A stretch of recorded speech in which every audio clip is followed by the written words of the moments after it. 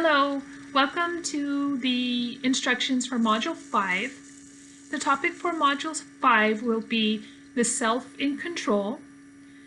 Here we're going to be looking at choices and actions.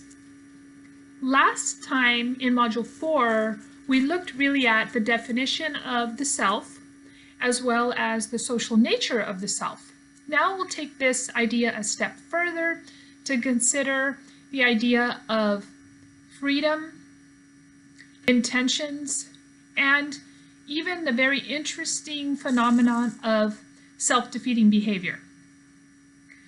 I'd like you to take a moment to reflect back on the theories that we've seen in psychology.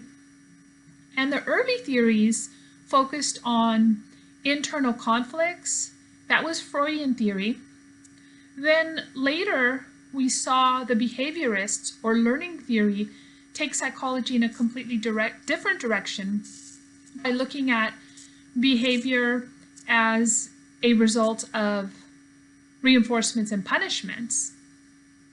Here in this chapter, we'll take that a step even further in terms of understanding the important role of freedom and believing that we have a sense of control over the self.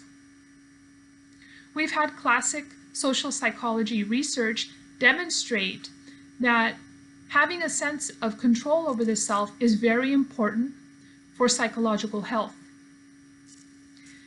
Take the example of self-defeating behavior. When we see self-defeating behavior in others, we often think that it represents a sense of failure. In reality, self-defeating behavior can be looked at as a form of control, as somebody is deciding whether or not they want to succeed or fail. Okay, let's talk a little bit about the components of the module.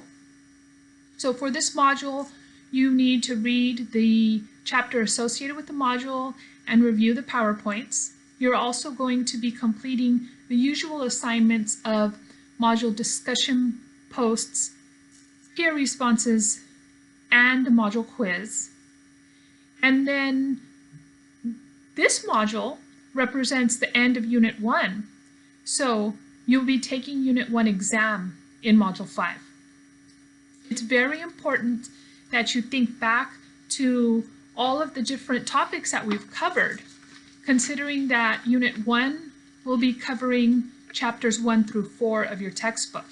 So I suggest that you go back and review key concepts from each of those 4 chapters, as well as reviewing the PowerPoints for each of the chapters.